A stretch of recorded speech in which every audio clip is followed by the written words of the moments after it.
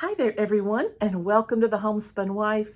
My name is Sherry, and I'm so glad that you are here today. And I'm glad that I'm here too, because it has been a few weeks since I have filmed for you, and perhaps you've been wondering where I am. Well, I have been participating in all kinds of spring activities, both with the grandchildren and then also outdoors in my yard, and I bet many of you have been doing the same thing. Now, we have several grandchildren that are actively involved in sports right now. We have one that plays baseball, one that is in a run club, and another that plays softball. And so we have been going to games and just trying to participate as much as we can in those fun activities that they have. Our youngest granddaughter this week is in a little preschool program at a local church for like a half day. And they close for the summer, so she's getting ready to round up, her year in her little 2-year-old preschool, and they are having a special tea or luncheon. It's not really a luncheon, I guess it's like a brunch for moms and grandmoms. And so I've been invited to that. I look forward to going, and I have done that with previous grandchildren who are in that same program, and it's always memorable. We have that picture moment when we can have a special time with that young grandchild. So that'll be sweet. Vince and I have been hard at work outside. He's actually out there right now doing some trimming and, different things around like our grape arbor. You can't just take a riding mower. You can ride near it, but you can't get some of that closer trim work done. So he pushes the mower around and gets a lot of that trim work done around our different kinds of trees that we have out there and our plants and things. And so he's busy doing that right now. And I thought this would be a great opportunity for me to come and just have a video for you. I tried 2 days this past week to film, and I will just let you know it was a disaster. One of the main reasons it was a disaster is because I was outdoors. I was on my patio out back, and I thought this would be a beautiful scenic place. The weather is so nice, and I will just sit and I will, talk, and I will kind of turn the camera around and show them, some aspects of my backyard. But the wind was blowing both days. The wind chimes were going off. The birds seemed so loud. There were a couple neighbors mowing each day, and even though they were not directly next door, it sounded so loud in the camera, as I was filming. And then we also had lots of golfers. Matter of fact, in one of the videos that I was doing for you guys, a golfer knocked his ball up into the edge of our yard, and it went down in the pine needles. We didn't know exactly where it went at first, but he came walking over. We get this quite a bit, and he started looking through, saying, can I look for my golf ball? I'm like, yeah, go ahead. So he looked all around the edge of the yard, and then off he went. Well, I stopped my camera. I thought I might as well get up and try to help this young man. And so I did. I went over and started having experience at hunting for golf balls now for about 11 years. I went over and found it down, it had gone down into the pine needles. You could just barely see it down in there. And so I ran up onto the golf course and started calling out. I didn't even know his name. I was just like, sir, sir. And he whipped his golf cart around and came rolling right back up and said, thank you so much. I have lost so many golf balls. Golfing is costing me a fortune. And so bless his heart, he was still, I guess, getting the hang of that golfing. And we do find quite a bit of golf balls in our yard. Now you're going to hear that I'm a little bit hoarse off and on today. I want you to know that for a couple weeks, my allergies that have been bothering me early in the season, they were gone. And I have worked outside so much and thoroughly enjoyed it. But starting about 4 or 5 days ago, I noticed that I had a tickle in my throat. My eyes were starting to water whenever I was outside. And so my daughter had actually called me later that afternoon, and she goes, Mom, I can't even get my contacts in. My allergies have kicked up so bad. What is in the air? And I said, well, it's some kind of pollen, because I got an alert on my phone. So now we are back in like a heavier pollen, probably 1 to 2 weeks period of time, and then it will let off again. And I went outside on the patio to try to eat my breakfast this morning. I had some yogurt, and after just a few minutes, I thought I better go inside because I was starting to feel that thing. And any of you have this issue? Someone had recommended earlier when I mentioned allergies, taking local honey. And I do that. I eat local honey. I had local honey last night. I eat it regularly.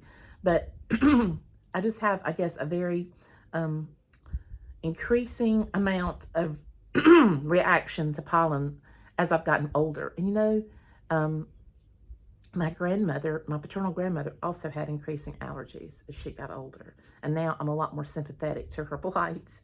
Not just she didn't just have problems with like seasonal allergies. She had problems with like mint and other things, you know, that she had never had a problem with, I guess, in the past much, but it had, you know, different ones had increased in her life. So sometimes when we get older, our allergies, you know, deteriorate and we don't have that many problems anymore. And then sometimes they increase. And let me tell you, I'm getting older. I can feel it.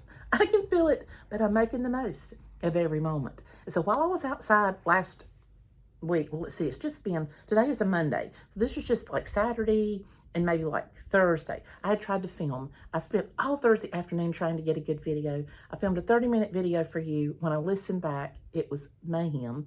And then when I filmed Saturday, it was also a little bit crazy.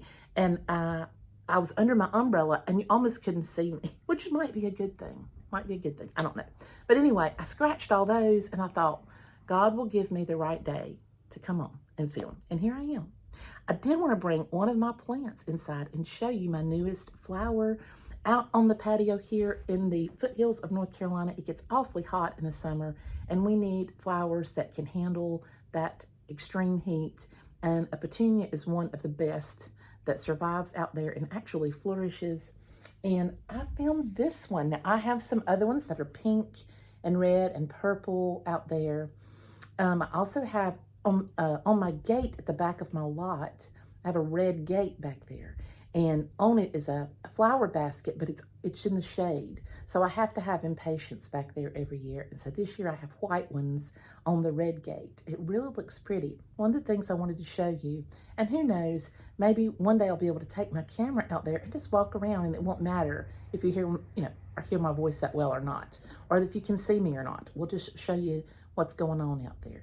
So anyway, here is my yellow petunia. Isn't she beautiful? And I will tell you what I did. Have you guys noticed how expensive everything is right now?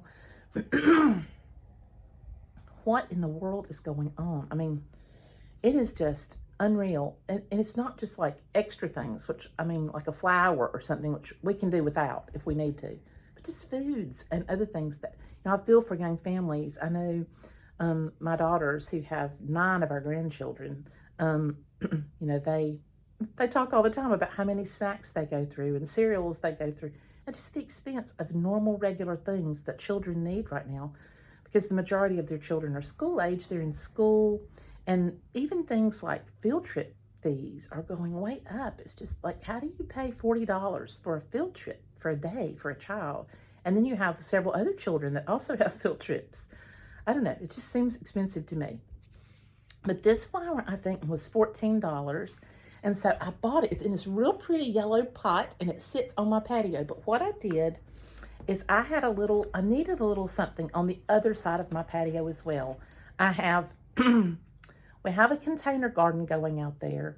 It's just pots that we have filled up with like tomatoes and squash and cucumbers and all kinds of pepper plants and things. And I also have herbs. I think I had mentioned one of the last videos I did that Hurricane Helene had really wiped out my herbs that come back in pots. Every single year they come back, year after year. And they did not come back this year. I did have one that came back, a little spearmint, actually grew very slowly, but I think it's lost its scent, you know. So I replanted a lot of my herbs and they are doing amazing right now. I'm so thankful. So over there on the other side of the patio, I needed a little color, like a brightness, like this thing brings. So instead of buying 2 pots and paying all that money, which I'm like, I'm not doing that. I took this one, guys, and I took it out of its pot and I broke off about 1/3 of it. I just very gently pulled 1/3 of it out with the roots. And I planted it in a smaller pot where I needed just a little bit of color, and it's doing great too. So I'm really glad that I did that, and now I think I'm finished with flowers. I did plant some zinnia seeds, and they have done remarkably well. They're up now about this tall, and so I'm sure as the summer comes on, I'll be getting some beautiful zinnia flowers there. In a pot on my patio, I have, let's see, the other petunias. I have like hyssop and marigolds. Marigolds are blooming. They were starting really small too, and now they're getting up and they're opening up. I have a big rosemary out there, and I used it last night in one of my supper dishes. I made chicken, like tenderloin, and I put some seasoning on it, and I chopped up some fresh basil and rosemary and parsley, and I just rinsed it a little bit, chopped it up finely and sprinkled it on top. It was really, really good. So it'll be fun to do those things. And my husband loves cayenne pepper. He loves to go out before dinner every evening and pick a cayenne pepper or two off. Now, they're not, of course, we don't have anything out there right now. We have the plant, but we don't have any, don't have any of the peppers there, but eventually there will be, and that's what he'll be doing this summer. He'll say, give me just a minute, let me run outside and see if I can find a pepper on the plant. And I have some bell pepper growing too, and a sweet banana pepper growing. We'll see how they do. They look like they're doing great. Our tomato plants already have blooms on them, so I'm really encouraged by that. Do you plant anything for the summer? We don't really do an in-ground garden because we have a lot of, well, first of all, we have a lot of pests. We have deer and all kinds of little critters that come around and try to take our fruit. They also did that in our raised bed garden. We used to have 3 raised bed garden boxes that did well the first couple years, but then red ants, like fire ants, got up in them and almost destroyed everything we had. And what we could fight away and get to grow, then the deer or possum or something would come and take a bite out of the tomato right about the day before we were going to pick it, of course. And so it just was very discouraging. It makes you not want to do it. But it seems like in the patio pots, nothing has bothered them. They're very, very close to the house. And so I think that might be something that discourages certain, animals from getting near it. And then I also have some netting that I can put over the top of it. And I thought, when my tomatoes if they grow and do well, I might could put some of that netting over it, and it keeps it from being as vulnerable to, certain kind of animals that might try to do it. But one thing that works in your favor with the 5-gallon bucket is it's pretty far off the ground. So certain animals are not going to be able to get to it. Now the deer still will if they come over and try to get really close to your house, but we'll see. I'll give you a report later on. Enough about that, because I talked for a while about that, didn't I? But that's what I've been doing. I've been doing a lot of these things outside, and it's been fun. I will tell you something that Vince and I did this past week that we have been looking forward to doing, and that is riding up to the Parkway. We really love that area, and I'll tell you why. We have 2 areas that are particularly close to our hearts. One is a place called Marshall, North Carolina. Now, if you've watched any video footage about Hurricane Helene, you have seen footage, I'm sure, of Marshall, because it sits right on the French Broad River, and that river rose up and just kind of took over that whole town and just almost washed it away.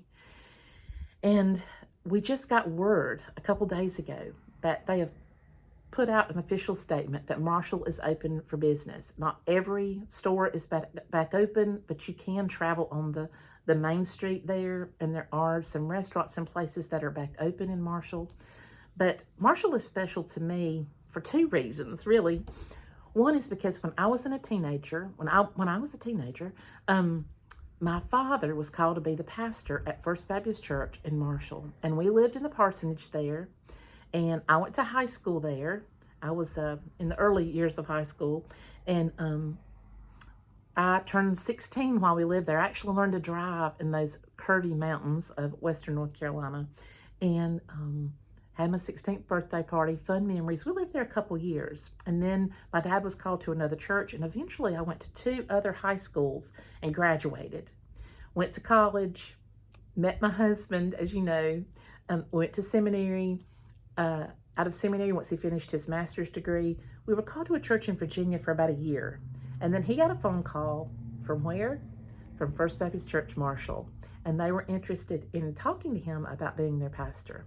And so it was that just 8 short years later, I was back in that same parsonage, starting out 8 years before, living there as the pastor's daughter, and then going back 8 years later as the pastor's wife. Very wonderful experience. And I did that 2 times in our ministry, where my father had pastored and I had been in that area as a pastor's daughter, and then later went back, and that same church called my husband to be pastor. So that's a unique thing. But when we moved to Marshall from Virginia, I was about 8 to 9 months pregnant. I was within weeks of giving birth to our second child. And so that was sort of a tedious thing, but I did make it and get moved in with a 2-year-old in tow before the baby was born. So that was great news. But we lived there 7 years. And so 3 of our 4 children were born while we lived there. And that was a place that was so precious to us and still is. And when we saw the devastation that happened there, we were sad. So we were tickled. We want to go back. We were just waiting, till some things could get open. You get a little bit scared. Does that make any sense, to go back and see a place that you were so familiar with and know that it's probably changed forever? The whole terrain, in some areas might be totally different.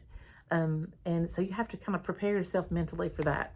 But another place in the mountains is about 50 minutes away, going kind of north, is a place called Spruce Pine, North Carolina. And Spruce Pine is the birthplace of Vince, my husband.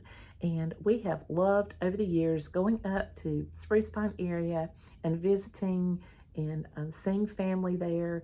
And my husband was born in a hospital in Spruce Pine, but his parents were actually born and raised in a little area outside of Spruce Pine called Altapass, North Carolina. It sits right on the parkway. Matter of fact, if you go to your computer or your phone and you look up Altapass Orchard, Altapass Orchard, Altapass Orchard, you will see there a beautiful apple orchard that has been as part of like a conservation effort to maintain that beautiful orchard. In Hurricane Helene, they lost like 90 old apple trees. They were very, very sad. But I'm happy to report that they are going to be able to open this spring, this month. And we will be going up there to listen to live music and to have maybe a little piece of fudge or have something good to eat and look out over those beautiful mountains and really enjoy and take in all of the fun things that we used to do in days gone by. And we are so excited to hear that things are moving along in the recovery process for these areas that were devastated. But we had been just waiting. Hey, we want to go back. We want to go up to Spruce Pine. We want to go to these areas we've visited in the past. And so this past week, we just said, okay, you know what? We're jumping in the truck and we're going to go. And we were so pleased when we got there to see. There were tractor and trailers and flatbed trucks and Peterbilt trucks and earth movers, and they are still working in that area and have done so much work already. One of our favorite restaurants to go to there in Spruce Pine was closed for a number of months after the hurricane, but it's back open as well. And I'm happy to report the food is as delicious as ever. And it was wonderful to sit there and to just give praise to God that He allowed this area to kind of get back on its feet. Now, a lot of changes have happened, and you can see those changes. Half of the mountains have, kind of fallen down and that kind of thing. But a good bit of work has gone on, and a lot of it is very well accessible when you travel there. Now, as we were making our way over to Spruce Pine, we looked over to the left right before we entered town, and that's where the Ingles grocery store is. Right on a little side road there, like on the river, and it is still closed. I'm hoping that they'll one day be able to open that back up, because I know that was a vital place of business. It was a large grocery store. It had all kinds of wonderful things. And the only other that I'm aware of, the only other type grocery store that I have right there in the Spruce Pine area is they have a Walmart that is kind of a little bit out of town and up, up on a hill raised up there. You can pull up and go into that Walmart and do some grocery shopping. But in the actual area of, town of Spruce Pine, there is that grocery store, but it is still closed. I'm not sure what's going to happen. We did not go down the road because it was blocked off. Several places were kind of blocked off. They just don't want people, getting down in there. Maybe they're working and things like that. But we did go up into town. Now, if you've ever been to Spruce Pine, you know that it consists of a low street and an upper street. There's like a lower street and upper street. The lower street's closer to where the water came up, and a lot of it, had barrels and cones and things. We didn't try to go down there. It looked like it was okay, but we didn't. We just went to the upper street, kind of looks out over, and it was wonderful. The restaurants were open. People were laughing and talking and walking the streets. Cars were parked out along the streets. We rode to the end of town there where there is a beautiful garden center that I love to go to. It was open and better than ever. They had all kinds of vegetables. People were buying their vegetable plants and hanging baskets. They had beautiful lilac trees that were there that looked like lilac topiaries or something. I'd never seen anything like that, but it was phenomenal to see. And they have wood carvings and all kinds of local artisan created items. And we really enjoyed. They even have like a Christmas shop in the back, and I found several gingerbread men that were so cute. We didn't buy anything. We just did some window shopping, but wow, it was fun to get back in that area again and see that things were thriving. And then from there, we decided to drive over the old way we used to go, the back roads over to where Vince's grandparents and uncles and aunts had lived in Altipas, making our way over to the parkway like that. And that is where we began to reminisce a little bit about days gone by. And we were a little bit surprised to see how much of the area had changed because of Hurricane Helene there. There, where it would normally just kind of slope down to the river, it was just a drop off. You know, like part of it, like I said, part of the bank had just dropped off. And because it dropped off, it shifted the water, and the way that the water was running had changed. On the other side of the road, there was a tributary there too, and we saw lots and lots of what I would call emergency type bridges. They looked really solid and really strong, where one car could go across, like, you know, the little riverway there, over to homes that were built. And we just would see them all along the river there and in several places. I bet we saw 20 of those. I don't want to call them temporary bridges because they looked like they could be permanent bridges, but they were not the bridges that had been there before. You could tell that they were like metal bridges that had been kind of installed as like an emergency measure for people to be able to access, you know, getting off across the river there. And it was just interesting to see how nature is so powerful and forceful, and to think that God created all of this, you know, and how awesome and amazing He is as the Creator. And as we were going along the road, we started talking about trips that we used to take when our children were small. And we used a book, and it wasn't just when they were super small. Like, we used it up until, you know, into maybe like the late 2000, like 2008, 2000, maybe 8, but like 2004 and 2008, yes, 9, that's right. You know, up until around 2010, and then we kind of quit writing in the book anymore, but we had used it quite a bit by then, taking little trips from this book. Let me show you the book. You can tell it's well loved. It is written by Robert L. Williams, and it's called 100 Practically Perfect Places in the North Carolina Mountains. And I think one of the only ways you can probably get this book right now is to buy it used. But Robert L. Williams was one of the most brilliant men that Vince and I have ever met. He and his wife Elizabeth were precious people. You could sit and listen to Robert L. talk for a long time and learn so many new things every single time you were around him. And he had taught in college. His wife Elizabeth was also an English professor in college, and we just enjoyed being with them. But I will tell you that story later, because when we bought this book, we did not know who Robert L. Williams was. But this book had been recommended to us, and inside of it, it tells you about 100 practically perfect places that you can visit when you go to the North Carolina mountains. And he has it divided in sections of 10. So there's 10 sections of 10. In the first section, he gives you 10 of the best mountains that you can visit, like Mount Mitchell, Mount Pisgah, Grandfather Mountain, Hanging Rock, okay? The second section is the best of the waterfalls in the mountains. And so he lists those out, like Whitewater Falls and Dry Falls and Looking Glass Falls and Linville Falls, and he goes down. And then the next section, the best towns and cities. So it has Asheville, Hendersonville, Morganton, Valdez, Bryson City. It lists them out. And then section 4, the best educational sites. So there's 10 of those, and it says don't tell the kids, because they're so much fun, they'll never know that they're seeing an educational site. And it's all kinds of museums and centers that you can go to in these mountains. And then section 5 is the best get out and go places, like you got Shiny Rock Wilderness Area, Crowder's Mountain, Chimney Rock, Craggy Gardens, Table Rock, the North Carolina Arboretum. If you've never been there, it's gorgeous. So these are some of the places he lists in that section. Then the next one, the best mountain scenic driving tours. If you just want to get in your car and drive and see beautiful sights, he lists those, like Clingman's Dome and the Smoky Mountain Express and, Cumberland Knob and beyond. And then in section 7, he lists the 10 best mountain churches. And so this is something our kids enjoyed too. We went to several of those and learned some great facts about them.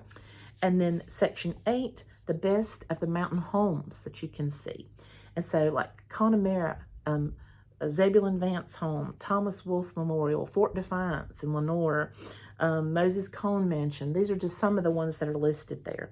And then in section 9, he lists the best mountain lakes and streams. And finally, the best mountain graveyards.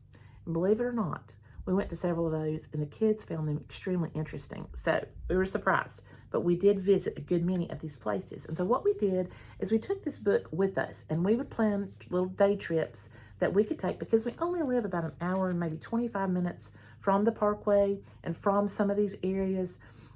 Even if we had to drive 2 hours or 2.5 hours to get there, that wasn't too bad for a wonderful day trip. And so we got to see many of these things, and we would just take our children, and inside of this book, I would make notes. Now, what each section looked like, and when he gives you the name of the place that you can see, he tells you how to get there. So he gives you directions about how to get there. If it costs anything to get in. So if you're going to a home place, you're going to a museum center, does it cost anything to get in? He gave you that. Where you can park, local places that you could visit while you're in the area. Also places that, you might could eat, or points of interest. And then he gave you some of the history of the area, or some important things you might want to know about that particular spot. So this book was like an amazing book to have. And so many people that I know in the area bought it and said, wow, we love this book. It was so great. We used it a lot. We used ours. You can tell all the pictures are half falling out because we really enjoyed it. And so what I would do is I'd take this book and I would write in it. And so I would write like who went, because sometimes our sons, as they began to get older, they were working jobs and they weren't able to go with us on the day trip. Or somebody might be spending the night with the friends and they would not be able to attend. And so I would write who went, and then I would just, tell like where we ate or what we saw. I put the date on it. And so this is one of them. We went up to Linville Falls, and some of the pictures are in color and some are in black and white. And it has like your hours of operation, nearby attractions, admission fees, and the facilities, and what's the backstory of this place and all of that. But this is what I wrote. And this is about Linville Falls here. We hiked all the way to the top, and we stopped all along the way to see the various views. It was especially beautiful since the leaves were almost at their peak. The trail was very populated. There was a lot of people there. We continued on to the Linville Viaduct, driving along the viaduct, which was especially impressive to the girls. We made our way to Boone, and there we stopped for a bite to eat before we returned down the mountain coming home. And so obviously this was in the fall time. Let me tell you the date, because I have it listed there, October the 6th. Okay, so that was a place that we went. I was going to see if there's another couple things I could read to you. Where was this space? Let me look right here at this one. This was South Mountain State Park, and we went on January the 12th. And what I wrote here was, it is very cold today, but we hiked all the way to the top. We took our time, and we stopped to take pictures. We saw ice on all of the rocks. It was beautiful. We discussed coming here to camp in the summer. So that was just a few notes. She didn't write a lot, but I would write a few things. And then here's the space that we went in November. We went to the home of Zebulon Vance in Weaverville. And so I talked a little bit about that. We went, like I say, in November. Let's see. Let me see what I wrote. I said, we are here on a beautiful sunny November day. We watched a slideshow about the life of Zebulon Vance. We also went on a guided tour around the grounds. We bought postcards, Confederate money, and Dad even bought a replica of a Confederate cannon for the boys. We went to visit Mount Mitchell after this. And so I still have some little Confederate money in there. And I also have a note here about in December, we went to visit Connemara. Connemara is the home place of Carl Sandburg. You know, it's on the National Registry of Historic Homes. And I really love that because Carl Sandburg, being a wonderful writer and poet, you know, I really got into that. And so this is in the Flat Rock area of North Carolina. And I put, we are here on a beautiful December day, but it is warm. We took a tour of the house and the grounds, and we even bought souvenirs. We enjoyed seeing this home and all of the landscape. I especially enjoyed the old books that Carl Sandburg kept all over his house. So, you know, these are just a few of the notes that I would take down. Now, the day that we went hiking to the, the day we went to the Zebulon Vance home, you know, I told you we were going to go travel on after that. And here's some notes that I wrote down about that. After our visit to the home place of Zebulon Vance, we went on to Mount Mitchell. The parkway was absolutely beautiful. We saw small patches of ice and snow all over the rocks, and it was so scenic. We hiked to the top of the observation tower, and we looked out at all the land surrounding the area. It was glorious. We visited the tomb where Dr. Mitchell was buried. Unfortunately, we could not purchase mementos here since all the shops were closed due to the fact that it was wintertime. We drove on to the parkway to Spruce Pine, and we stopped at Pizza Hut to eat. So going to Spruce Pine, Pizza Hut, was one of our children's favorite things to do. So if we visited something that was in driving distance of that Pizza Hut, we often went there. You know, I'm so grateful for this book because if I had not written down some of these things, I probably wouldn't even remember them.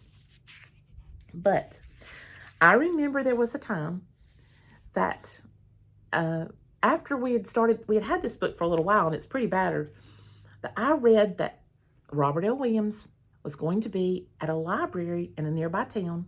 He was going to be giving a talk about this book and some other things in his life that he wanted to share. And I had told my husband, Robert L. Williams is coming to the library. We need to go. I want him to sign our book that we travel with. And he's like, oh, I don't know. I don't know if I want to go hear a stuffy old speech in a library room. I'm like, please go. I just want to get, I just want to get a signature. And so he said, okay, if you want to go, we'll go. I can do it for one evening.